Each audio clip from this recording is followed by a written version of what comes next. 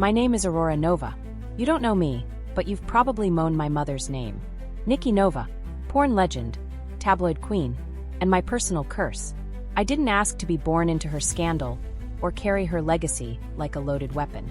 But when the world refused to let me forget where I came from, I stopped running.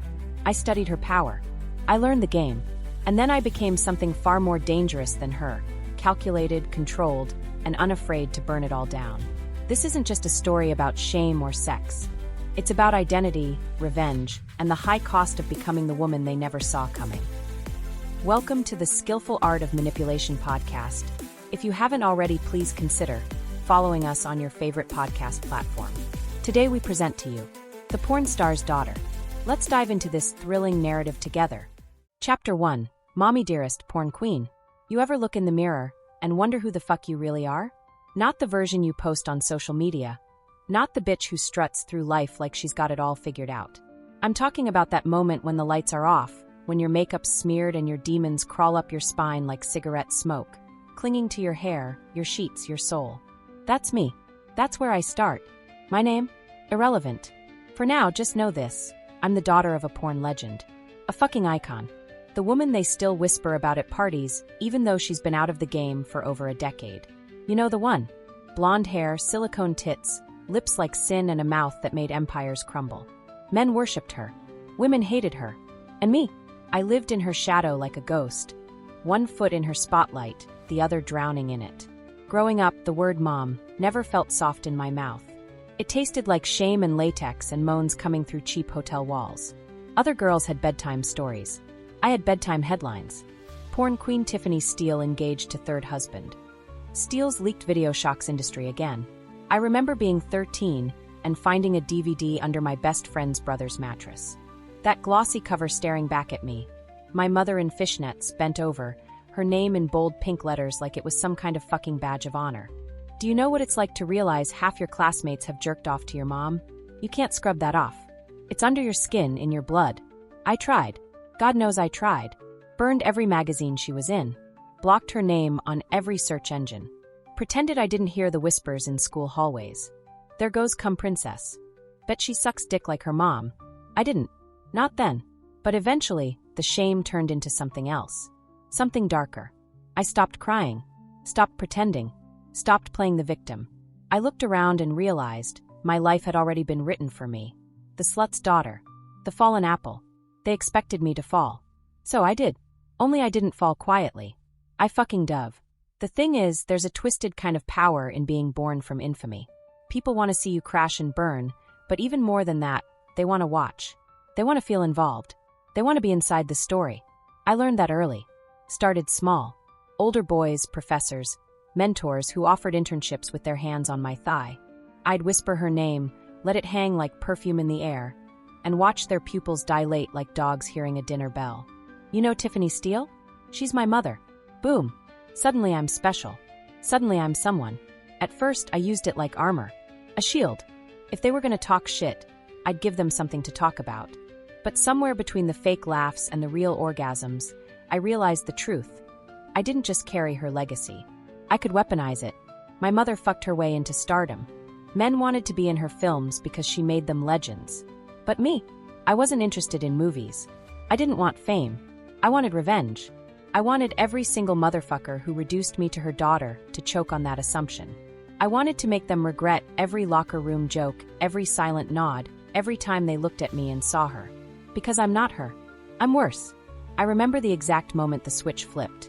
I was 21, sitting in the back of some smoke-filled VIP lounge in West Hollywood. I had a glass of scotch in one hand and a lie curled on my tongue.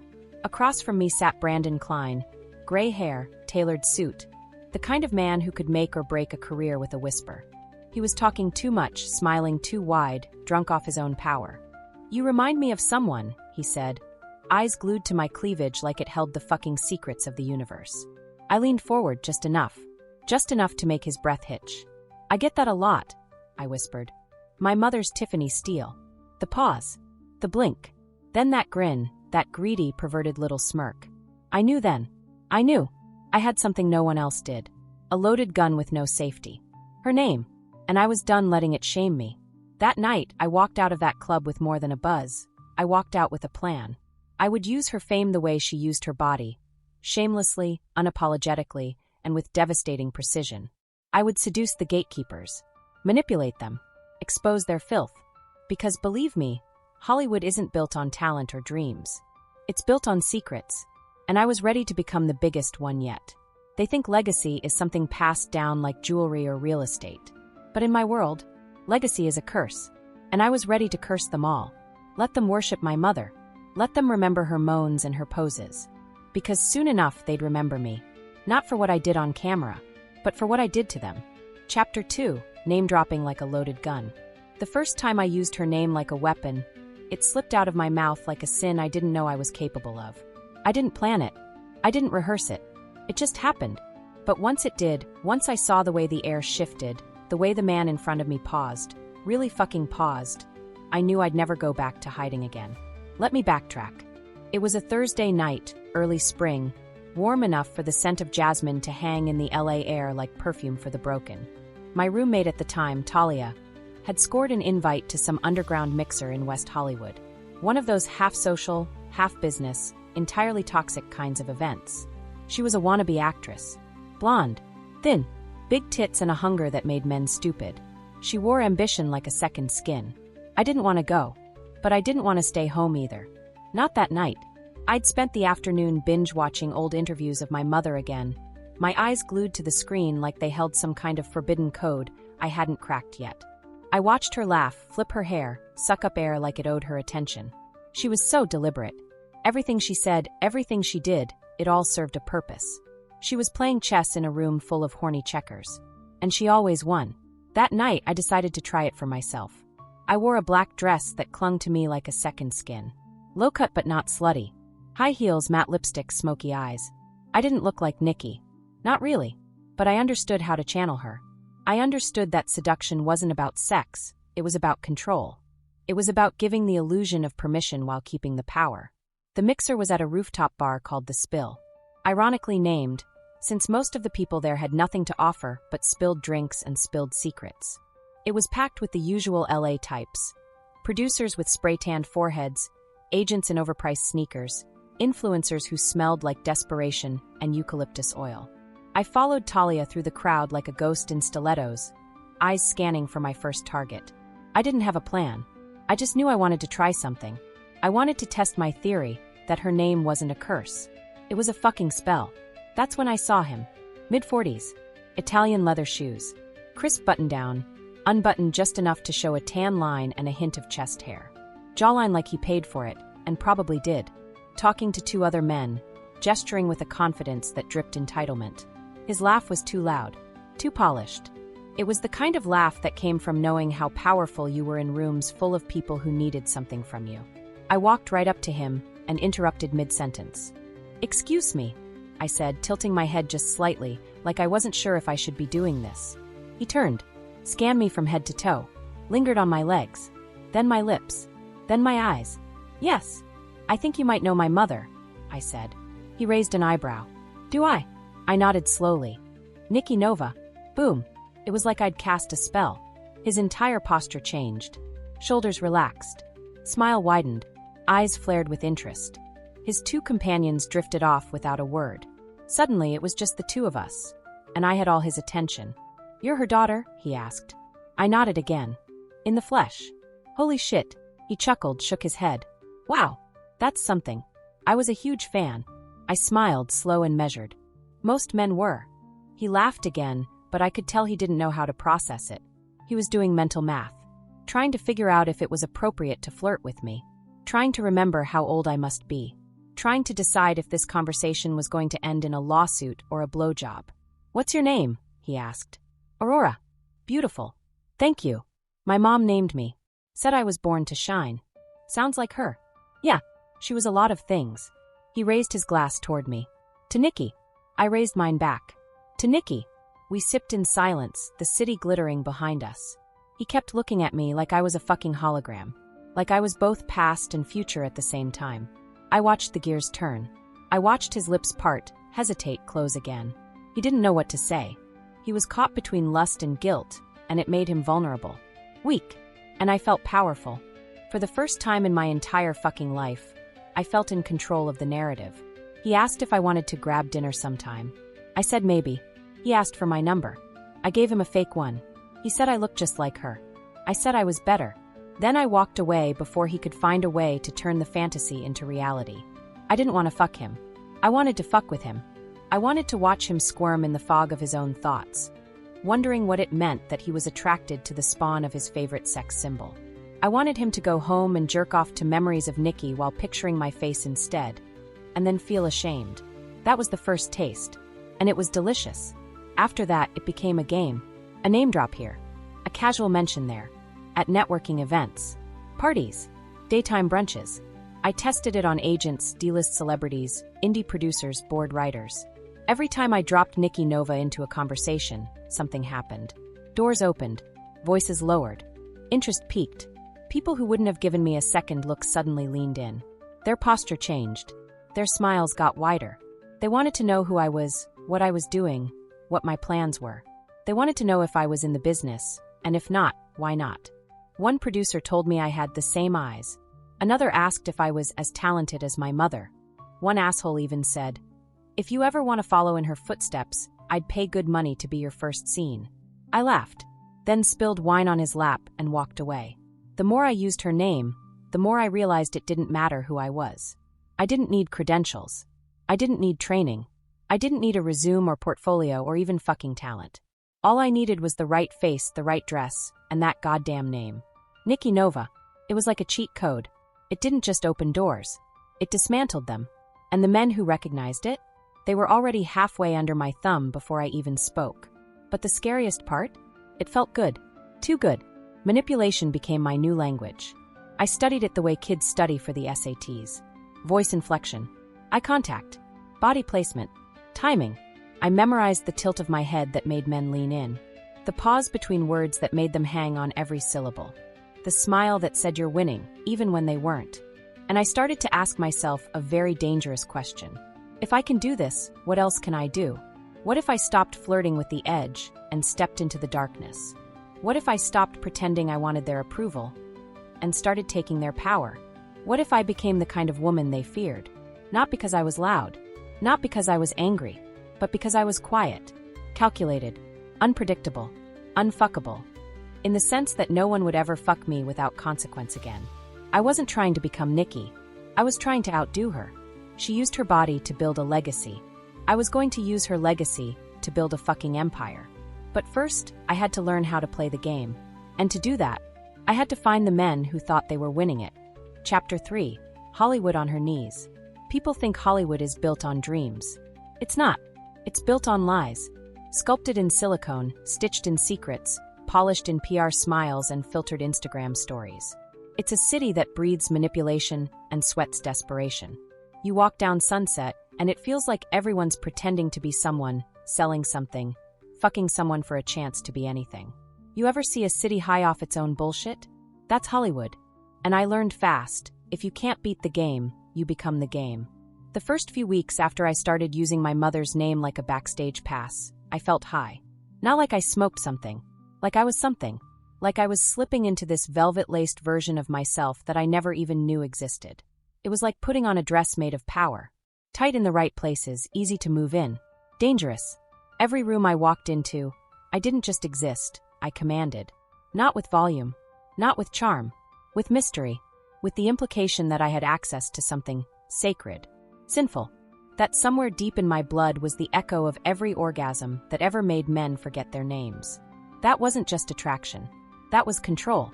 And I liked it. No, I fucking craved it. I started keeping a notebook. Not for poetry. For data. I wrote names, locations, outfits, reactions. I tracked which heels made them stare longer, which lipstick made my smile feel more threatening. I took note of which version of me worked best with which type of man. The shy, coy ingenue. The sarcastic, guarded beauty. The unapologetic sex kitten with a bone to pick. It was like crafting characters for a movie, except every role was real, and every audience member wanted to unzip me with their eyes. And then came Travis Hale. I met him at a private party in the Hollywood Hills. You know the kind, where the ice is molded into tits, and the champagne costs more than your rent. Everything smelled like money and lies. I wasn't invited. I got in by saying I was there with Vaughn, a producer I had met once at a brunch and had ghosted me ever since. But no one questioned me. They never did, not when I walked in wearing confidence like perfume.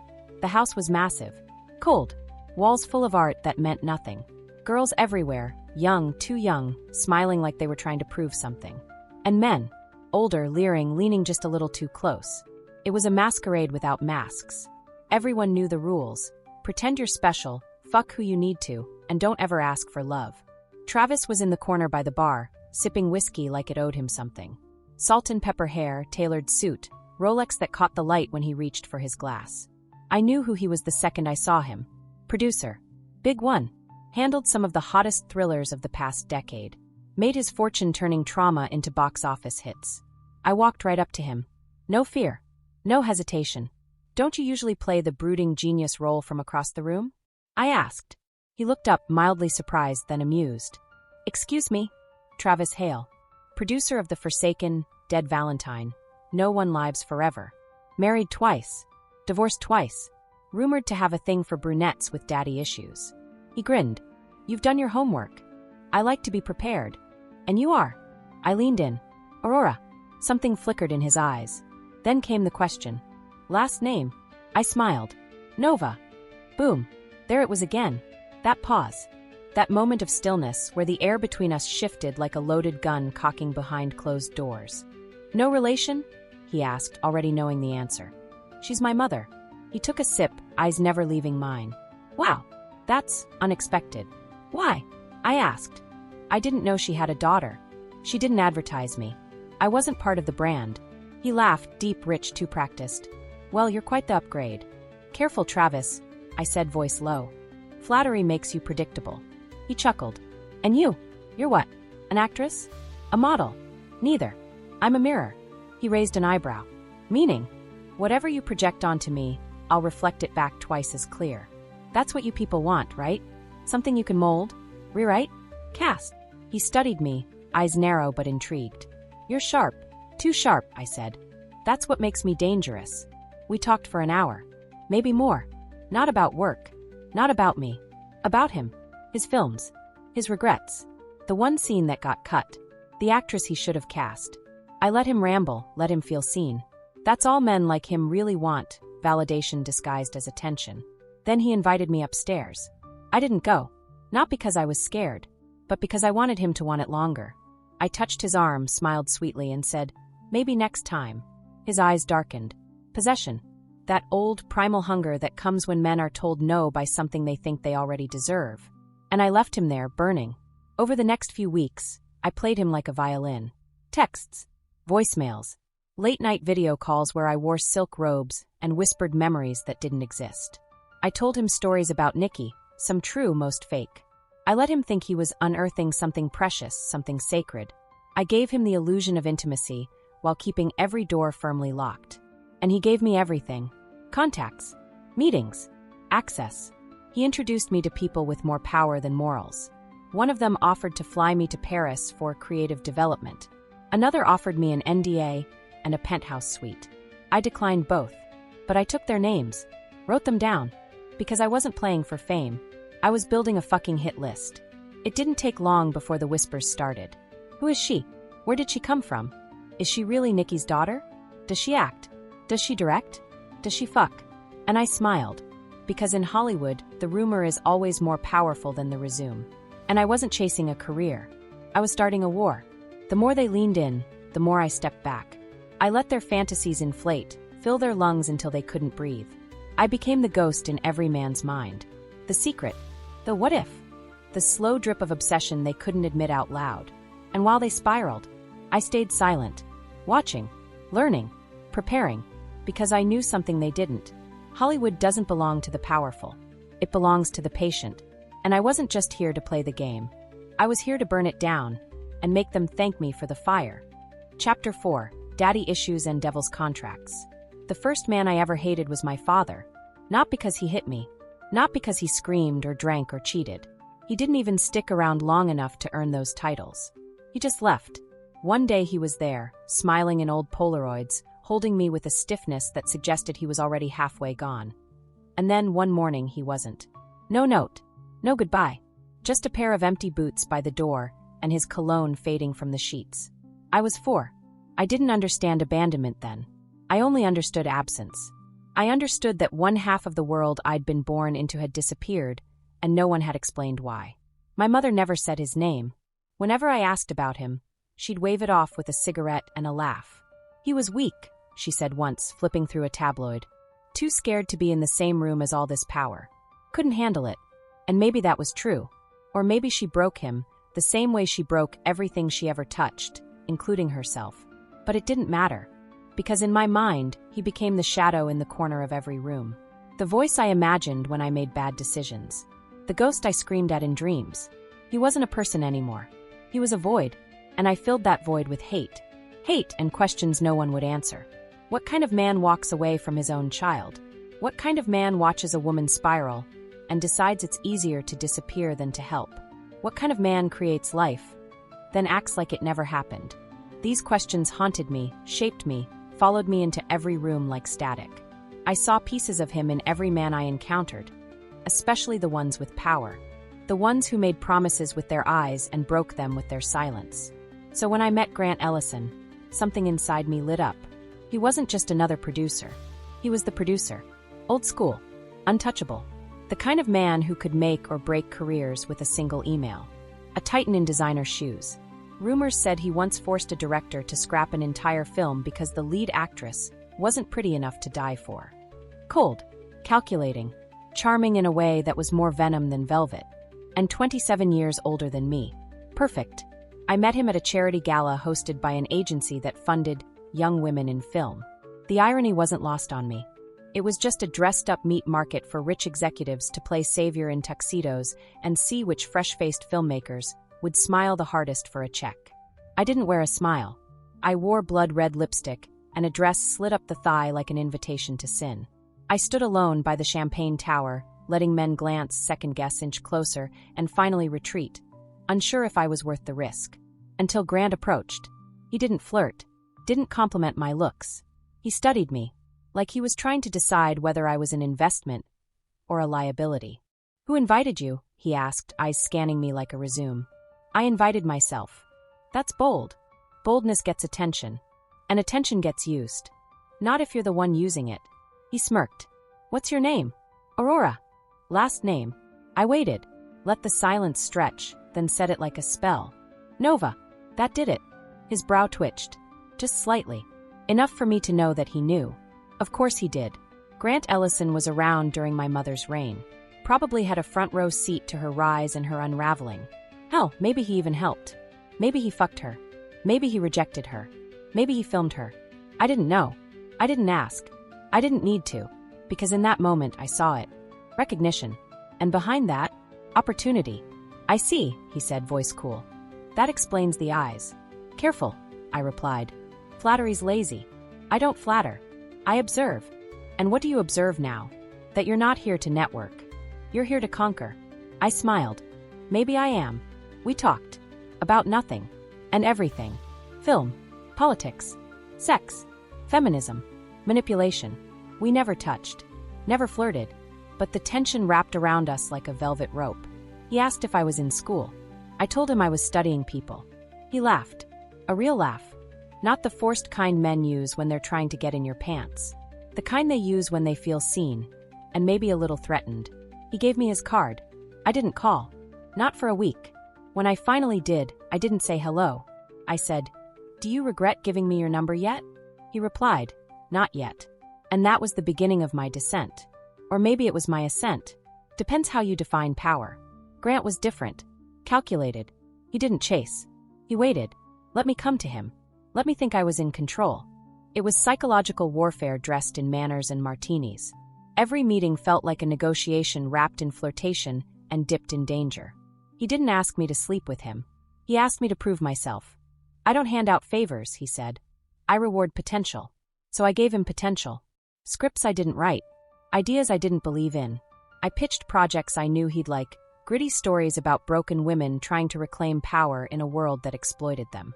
Metaphors for myself disguised as fiction. He ate it up. We had dinners.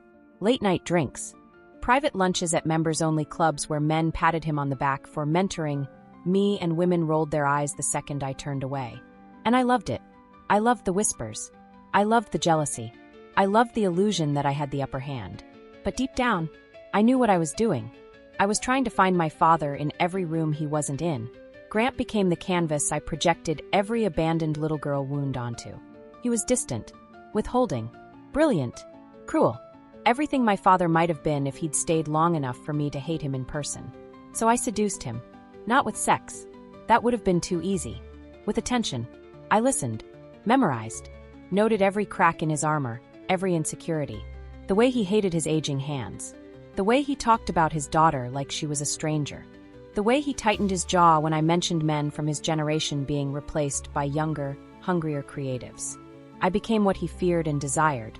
A woman too smart to be controlled, too damaged to be ignored. And one night, in the back of his car, he kissed me. It wasn't romantic. It was transactional. Like he was cashing in on a bet he hadn't realized he placed. And I let him. I let him think he won. That he cracked me open and found something soft inside. That he was different. But he wasn't. He was just another man. Another name on the list. And when I left that night, with his scent on my skin and my lipstick on his collar, I smiled all the way home. Because for the first time in my life, I had looked my father in the face and beat him at his own game. Grant thought he was mentoring me, but what he didn't know was that I'd already written the script. And in this story, the daughter destroys the father. Every single time. Chapter 5. Karma is a bitch, and so am I. I used to think I was unstoppable. That once I cracked the code, once I realized how easy it was to twist desire into currency and identity into performance, I'd be untouchable. Untouchable and unbothered. That I could walk into any room, spot the man with the most power, and make him want me before I ever opened my mouth. That every time I whispered Nova, I could feel the doors unlock before me like magic. And for a while I was right. Until he showed up. Until I met Bo Maddox. And suddenly the game wasn't so easy anymore. Bo wasn't like the others. He didn't respond the way they all did. He didn't react with hunger or guilt or fascination when I dropped my mother's name like a nuclear bomb across the conversation. He didn't stumble over compliments or play the "I was such a fan" card. He didn't even flinch, which made him dangerous, and that made him irresistible. Bo was a screenwriter, one of the real ones. No fake film school credits. No ghostwritten Netflix pilots. No clout chasing on Twitter. Just scripts. Raw, brutal, unflinching. Dark shit. Movies that got under your skin and made you hate yourself for watching. The kind of stories that didn't sell unless someone brave, or stupid, took a chance.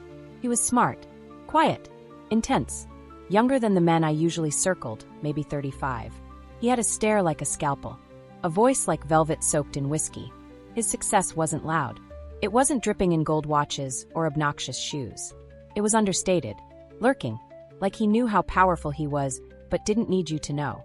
We met at a rooftop dinner thrown by one of Grant's investor friends. A table full of fake laughs and surgically frozen smiles, women in dresses that cost more than rent, men who smelled like Versace and middle-aged crisis. I was already bored before the appetizers hit the table. Bo sat at the far end, alone, nursing a bourbon, not talking to anyone, just watching, like a sniper. I caught his gaze once, held it for a beat, then looked away. That was the first mistake. He didn't look away. Later, when the music got loud and people started drifting into smaller conversations, I walked over, casual as always. "You look like you're writing a murder in your head," I said, leaning on the railing next to him. "Maybe I am." He didn't smile, didn't compliment me, didn't ask my name. Instead, he just sipped his drink and added, "I write better when I'm slightly disgusted." I raised a brow. And this crowd? Vomit-inducing. I laughed. "You're not wrong. Why are you here?" "Networking." He gave me a long, slow look. "Lying." I blinked. "Excuse me. You're not here to network. You're here to hunt." And just like that, the room tilted. Because he saw me. Really saw me. Not the image. Not the legacy. Me. The predator with blood under her nails pretending she was just here for champagne. I tilted my head. Smiled. "You say that like it's a bad thing." He shrugged. "Not bad. Just dangerous." "To who?" "To the wrong man." "And you? Are you the wrong man?" "No," he said, finishing his drink. "I'm the one who sees it coming. He turned and walked away, leaving me stunned, breathless, and turned the fuck on. No one ever walked away from me first. The next morning, I searched him online. Read every article, every interview. Watched YouTube panels where he dissected stories with surgical brilliance. He spoke like every word had been sharpened before it left his mouth. No filler, no bullshit, and something inside me snapped to attention. I needed to break him, not because I hated him, but because he resisted me, because he saw behind the mask. And part of me wanted to know if I could still pull the strings when the puppet didn't want to dance. I messaged him. One line. Still slightly disgusted, or have I grown on you? Hours passed. No response. Then finally, still deciding. That became our pattern. Short texts. Sparse replies. Cryptic banter that always felt like it meant more than it said. We didn't meet again for a week. Then two. When we finally did, it wasn't at some red carpet event or private dinner. It was at a bookshop in Silver Lake. He'd told me he was doing a talk. I showed up uninvited. He spotted me in the crowd. Didn't acknowledge it. But his eyes lingered. After the event, I walked up to him and said, "So this is where the magic happens." He looked at me, expression unreadable. "You're still playing a character." I raised a brow. "What character?" "The one you think men want." "And what is that?" He stepped closer. "A fantasy with sharp edges. Someone who looks like sex but smells like danger." I blinked. He was reading me like a fucking diary. And it terrified me. Not because I was losing control, but because I wanted him to keep going. "You think you know me?" I asked. He nodded. "You want to be seen, but only through bulletproof glass." He invited me for coffee. Not wine. Not dinner. Coffee. A sober decision in a city drunk on bad ones. I went. We talked for hours. About art. Shame. Fear. He didn't try to fuck me. Didn't lean in close. Just stared at me like I was a riddle he hadn't solved yet. And the truth, I didn't know how to handle it. I started craving his approval. His insight. His silences. I started needing to be the exception in his eyes. The one who could sit at the table without being devoured or dismissed. But he made me work for it. He didn't chase. Didn't praise. He challenged. He'd say things like, "You're too good to be this bitter," or "You wear your mother like armor, but it's cutting you too." And those words, they got under my skin. Because they weren't compliments. They were truths. And I wasn't used to being undressed without being touched. One night, I finally asked him, "Why haven't you tried to sleep with me?" He looked up, eyes heavy. "Because I want to know you. And I think if I fuck you, I'll never get the chance." That hit me like a bullet. Because he wasn't wrong. Sex, for me, was control. Power. A transaction I knew how to dominate. But with him, it would have been surrender. And I wasn't ready for that. So I pulled away. Started texting other men. Ghosting him. Testing if he'd chase. He didn't. Not once. And that broke me in ways I didn't expect. I realized something terrifying. Bo Maddox was the first man I couldn't manipulate. Because he didn't want anything from me. Not sex. Not status. Not Nikki Nova's shadow. He just wanted me to be real. And the fucked up truth? I didn't know how. So I did what I always did. I weaponized the pain. I slept with another writer, one of Bo's colleagues, and made sure he found out. Posted a picture with a caption that oozed passive aggression. Something poetic and petty. I don't even remember what it said. But I remember his response. Silence. Not anger. Not jealousy. Disappointment. And that gutted me. Because I hadn't just failed to seduce him. I'd failed to reach him. And for the first time since I started playing this game, I didn't feel like the predator. I felt like the little girl in the bathroom, crying over a vending machine insult, waiting for someone who'd already left. Except this time, I was the one walking away. I told myself he was weak, that he didn't deserve me, that he didn't understand how to play. But somewhere deep down, I knew the truth. He wasn't weak. He was real. And I wasn't ready for real. Not yet. Because to be real, you have to take off the mask. And I hadn't even looked at my face in years. Chapter 6. The Price of Being Her. There's a moment in every performance when you forget you're acting. When the script fades and the costume becomes your second skin. When you've said the lines so many times, you don't know where the role ends and you begin. That's when it gets dangerous. That's when it stops being pretend.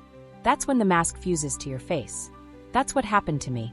Somewhere between the champagne toasts, the fake numbers, the seductions, the subtle takedowns, the careful manipulations, I stopped knowing who the fuck I was. I became the version of myself I'd created. The daughter of Nikki Nova. The myth. The siren. The villain in lace. But there was a cost. And it came slow, like a leak in a sinking ship. One crack. Then two. Then everything starts to drown. I should have seen the signs. The nights I couldn't sleep without wine in my veins. The way I flinched when someone touched me, even gently. The increasing need to check my reflection, just to remember who I was trying to be that day. I started waking up in strange apartments, with strange men whose names I didn't care to remember, staring at the ceiling like it held the answers to all the questions I'd spent years trying not to ask. Who are you without the act? Who are you without the legacy? Who are you without her? I didn't know. And worse, I didn't want to know, because knowing meant undoing everything. It meant peeling back every layer of armor I'd forged from shame, sex, and survival. It meant looking in the mirror and seeing more than a silhouette draped in seduction. It meant facing the girl underneath, the child I had buried under heels and sarcasm, the girl who used to cry when her mother forgot her birthday, the girl who used to press her ear to the bathroom door, listening to the sounds of strangers fucking her mother for money, wondering if love was always that loud. The girl who used to stare at family photos in other kids' houses like they were magic she'd never get to touch. That girl still lived inside me, and she was screaming, but I wasn't listening. Not yet. Instead, I doubled down. More events. More name drops. More affairs. I became a brand of my own, a whispered rumor, a headline waiting to happen. There were articles now. Blogs. Speculation. Is Nikki Nova's daughter the new face of feminist seduction? Hollywood's new dark angel. Aurora Nova has men on their knees. One even called me a walking retribution fantasy.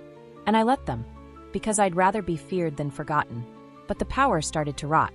It wasn't enough to make men want me. I needed them to fall apart after me, to self-destruct, to lose sleep, money, careers. I didn't just want to be seen, I wanted to be felt. I wanted to leave bruises on egos and burns in reputations. I wanted to be the woman they warned each other about in locker rooms and boardrooms. She's a fucking landmine. She'll ruin you. Don't touch her unless you're ready to bleed. And they still touched me, because danger is addicting. And I played the part like I was born for it. But inside, I was unraveling, waking up with makeup smeared, messages from people I didn't remember texting, offers I couldn't track. Every morning felt like hangover amnesia. Every night ended in another performance. And then came the headlines I didn't control. One article suggested I'd been blackmailing producers for access.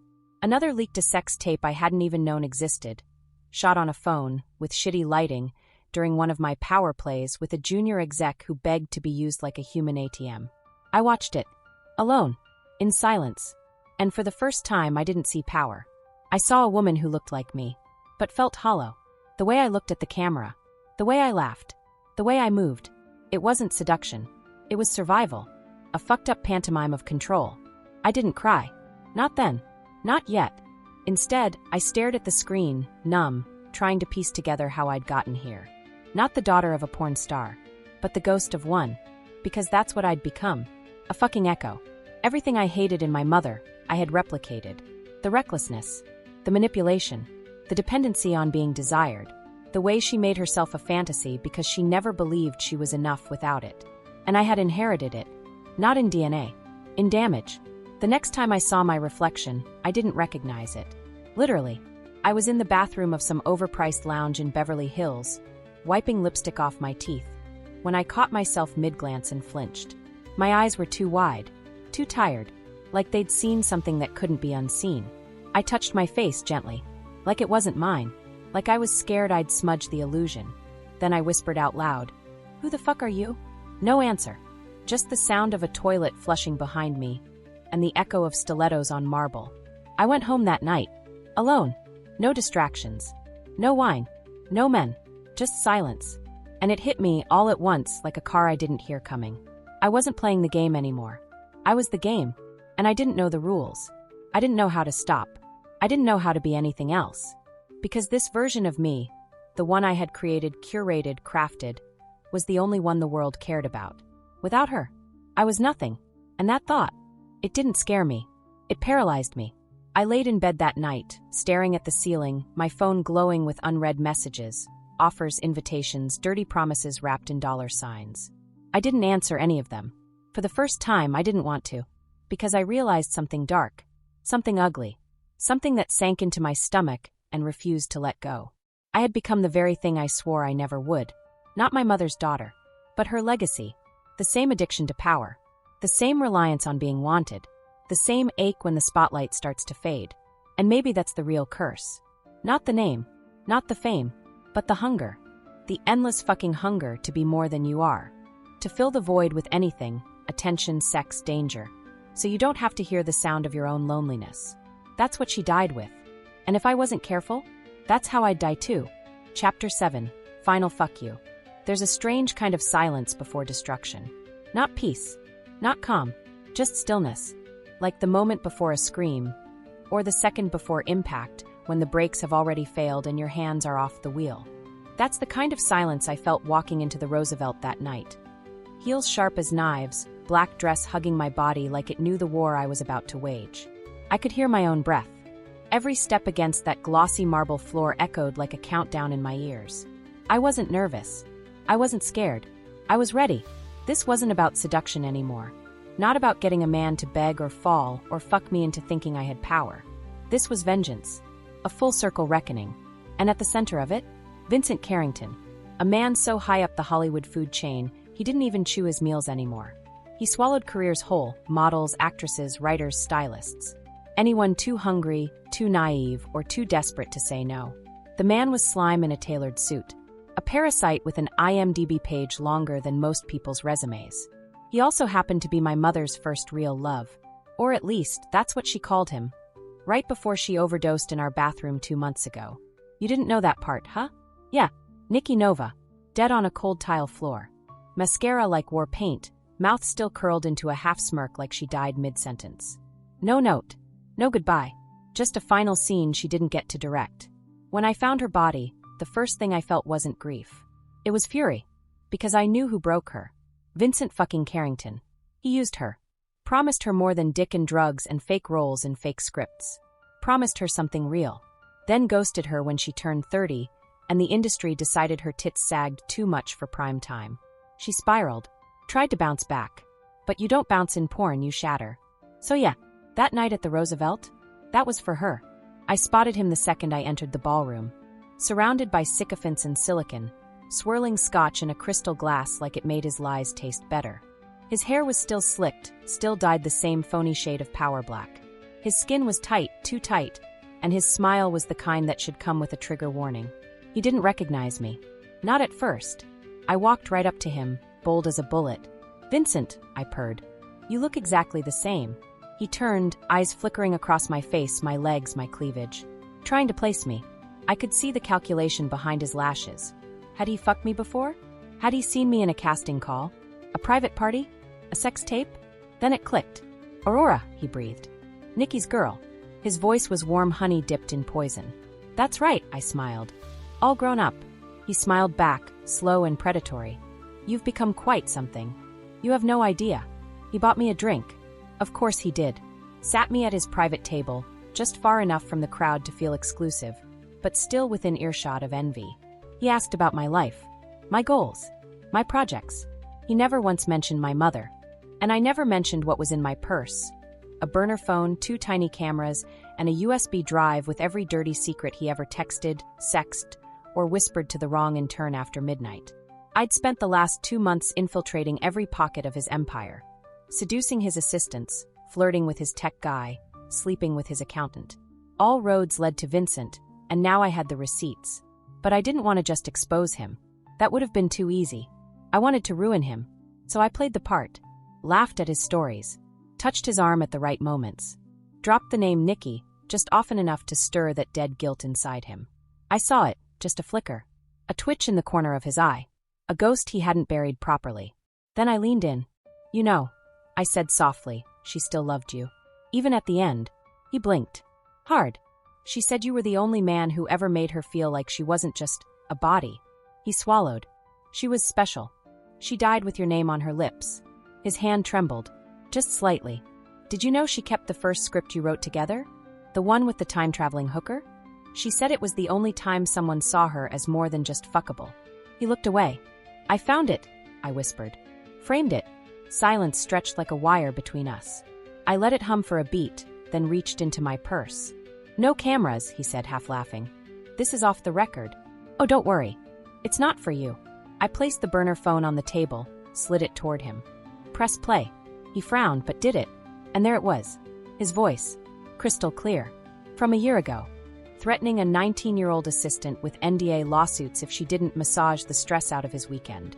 Promising her a role in a Netflix pilot that never existed. Telling her to wear red lipstick and no fucking panties. His eyes widened. His jaw clenched. What the fuck is this? Insurance, I said. He looked up at me like I'd just unzipped his skull. You're blackmailing me? No, I said calmly. I'm ending you. Then I leaned in, so close he could taste the venom on my breath. You broke my mother. You left her to rot in a motel room while you played king of your plastic empire. She gave you her trust, her body, her youth, and you traded her for newer meat and forgot she ever existed. He stood, voice rising. You don't know what you're talking about. Don't I? I whispered. I clicked the tiny remote in my other hand, and behind me on the ballroom screen, the slideshow shifted. His face, his voice, one video after another. The room fell into stunned silence. He froze. Dozens of Hollywood's most powerful people watched him confess, threaten, grope, manipulate, and in the final clip he laughed full-throated vile about how the slut with the fake tits OD'd like a good horse should. That was my mother, Nikki, and those were his fucking last words about her. The room erupted. Gasps. Phones out. People whispering, backing away, turning cold. He spun toward me, wild-eyed. You little bitch. You have no idea what you've done. Oh, but I do, I said. I turned, walked, left him there in the ruins of his empire. Left him to drown in the very filth he'd built his name on. The press picked it up within the hour. Hashtag Carrington canceled trended by midnight. By morning, studios dropped him. Lawyers called. Victims came forward. And me. I disappeared. Vanished like smoke, like a ghost that never really belonged in the light. I moved to the coast. Changed my number. Got a job at a dive bar where no one knew my name. No more red carpets. No more champagne lies. Sometimes I still hear her voice. My mother. Whispering in the dark. Never let a man fuck you unless you're getting paid or getting even. I got both. So here's to you, Nikki Nova. Porn queen. Tragic mother. Broken woman. You gave me your name. Your curse. And I turned it into your revenge. Final fuck you, Vincent. Final fuck you, Hollywood. I hope you choke on it.